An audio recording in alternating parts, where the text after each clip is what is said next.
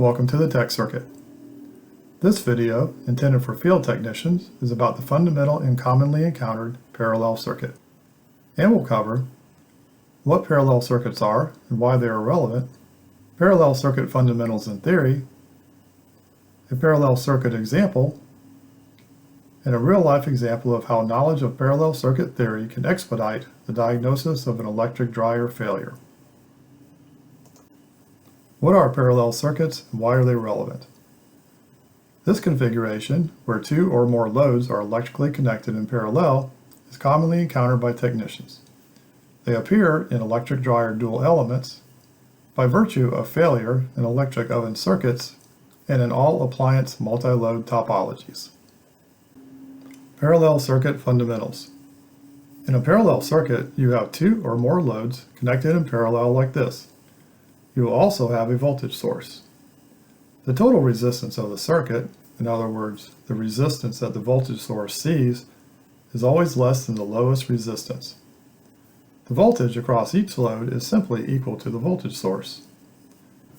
The total current through the circuit, here, splits up among the loads in a way that depends on the respective resistance values, and then rejoins here before returning to the voltage source. Each load uses a portion of the circuit power, and when all added together is equal to the total power delivered to the circuit. Parallel circuit example. Let's illustrate an example of parallel circuit behavior by determining the equivalent resistance of this circuit, the current through each load, and the power dissipated by each load. First, we'll find the equivalent resistance of this circuit. There are several ways to do this. If you have two resistors of the same value, the equivalent resistance of those two is 1/2 of each value. So in this case, since both R1 and R2 are 6 ohms, the equivalent resistance of the circuit is 3 ohms. Simple as that. By the way, if you had three resistors of the same value, the equivalent resistance would be 1/3 of each value. So that's just an FYI shortcut about parallel resistance. Parallel resistors aren't always of the same value though, so there are other ways to approach this. You can use the product over the sum formula, which only works for two resistors. So if we wanted to find the equivalent resistance of R1 and R2 in parallel, we would just take the product, that is R1 times R2, and divide it by the sum, R1 plus R2, which would give us 6 times 6 divided by 6 plus 6, or 36 divided by 12, which is 3 ohms. If you had more than two resistors, however, you would need to use a reciprocal formula, which is 1 over Rp equals 1 over R1 plus 1 over R2 plus 1 over R3, etc., which, by the way, works for any number of resistors.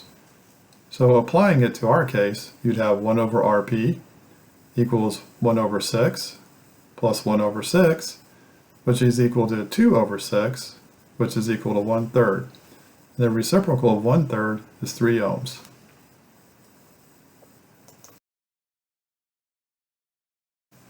So now, knowing that the voltage source sees 3 ohms, we can easily find the total circuit current, which is based on the Ohm's law formula of E over R, or voltage divided by resistance. This gives us 12 volts divided by 3 ohms, or 4 amps. Now, since this is a parallel circuit, the 4 amps of total circuit current branches off among these two loads. We can easily find out what the current through each resistor is by using Ohm's law again. Since again, in a parallel circuit, the voltage across each load is equal to the source voltage, all we need to do is divide that by each resistance to find their respective current. So the current through R1 is 12 volts divided by 6 ohms, or 2 amps. The current through R2 is the same since it is also 6 ohms.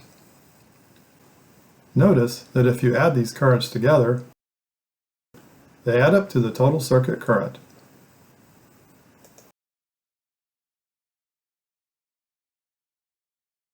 Another aspect of parallel circuits is that the sum of the power absorbed or dissipated by each load is equal to the total power delivered to the circuit, just like with series circuits.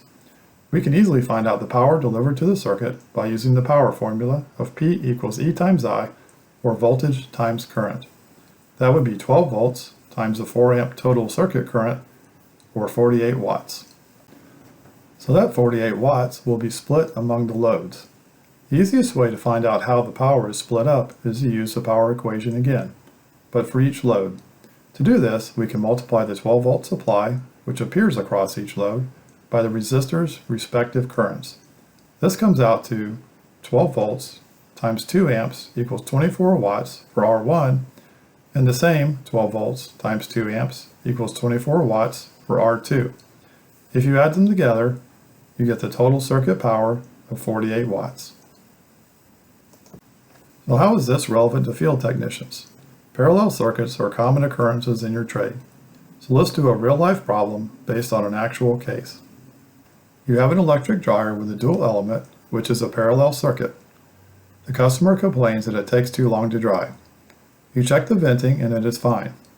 You want to determine if both coils, which are essentially parallel loads, in the dual element assembly are energized during high heat. But you don't want to take the dryer apart to do that. So you want to monitor the current through L2 at the terminal block, because only the current from the heater circuit will pass through L2. The schematic tells you the wattage of each coil in the element assembly. One is 3700 watts and the other one 1500. From that, you can easily determine the expected current through each coil, and since it is a parallel circuit, the total heater circuit current that will ultimately flow through L2. Per the power equation, the current through this 3700 watt coil should be I equals P divided by E, or power divided by voltage, which is 3700 watts divided by 240 volts, or 15.4 amps. The current through the 1500 watt coil should be 1500 watts divided by 240 volts, or 6.4 amps. During high heat, both currents will add up together for a total of 21.7 amps. In our example case, the measured current was only 6 amps. Thus we knew only the 1500 watt coil was energized, not the 3700 watt coil. So no current was flowing through that 3700 watt coil for whatever reason, be it a board or wiring issue, or the most likely cause, an open coil within the element assembly. So there's a real-life case that illustrates how knowledge of parallel circuits helps you diagnose a symptom in a quick and efficient analytical manner, as opposed to an unnecessarily and time-consuming exploratory approach. So that's it for this video. I hope it has been interesting and informative. If so, please give it a thumbs up and subscribe to this channel. See you in the next video.